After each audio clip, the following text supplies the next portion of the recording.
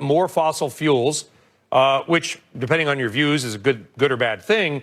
But do you and do others in your industry, Chris, have the labor, the equipment, the trucks to do that? Of course, production could grow, but you're right. Those are big challenges, supply chain challenges, labor challenges. But think of the problem with the labor challenge. When I visit our crews in West Texas or Louisiana, one of the top questions I get is, am I still going to have a job in a few years? Is this administration going to put us out of business? Of course, the answer is, hell no, they're not going to put us out of business. The world runs on oil and gas, but yet their families at home are constantly hearing this drumbeat that's trying to dissuade production in the U.S. and then somehow get it from our reserves, which are at the lowest they've been in over 40 years, or plead for foreign suppliers to bring it. Hey, Chris, I apologize for, sit tight. We're not cutting it off, but I do have some breaking news I've got to get to, which actually is involved in the oil and gas space. All right now, and many of you are asking, we're working to confirm stories. That's what you do.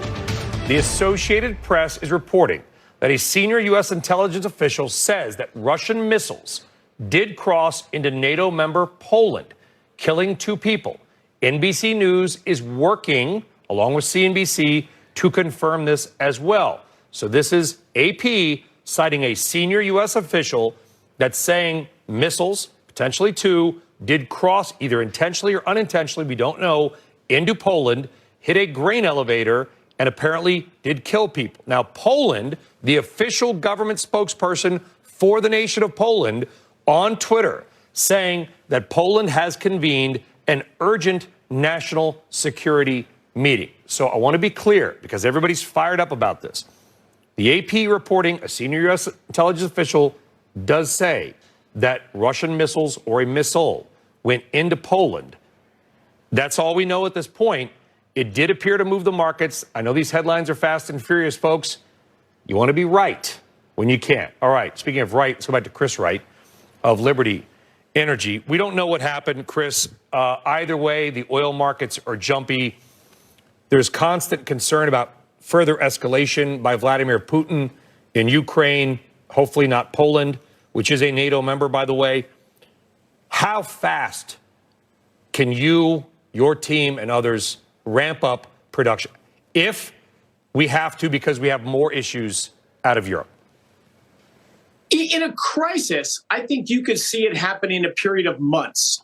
But you have to have both crisis that has a unified government policy that they want this. You don't just open the tap and get a bunch of oil for 6 months and then have a drumbeat trying to end our industry or windfall profit tax coming after that. Now, the risk of that happening is low, but the risk of that noise, the noise and hostility to our industry is a chilling impact on investment.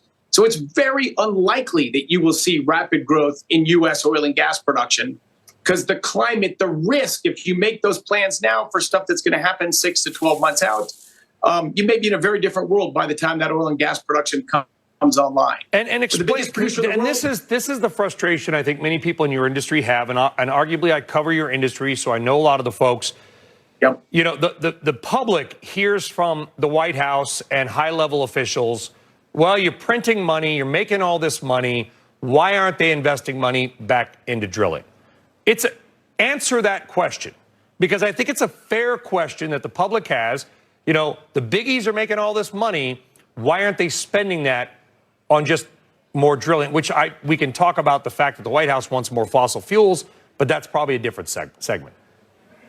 Well, let's start with natural gas. We have enormous resources in natural gas. The crisis in Europe is a shortage of natural gas. The world food crisis is a shortage of natural gas to make nitrogen fertilizer. So we can produce a lot more natural gas, but we can't get any more pipelines built out of the Northeast, out of Pennsylvania, Ohio, and West Virginia to bring that gas to market.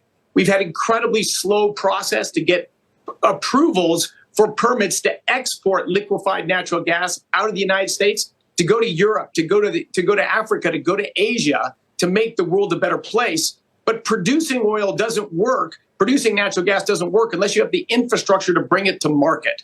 So we have a risk. We have constrained infrastructure.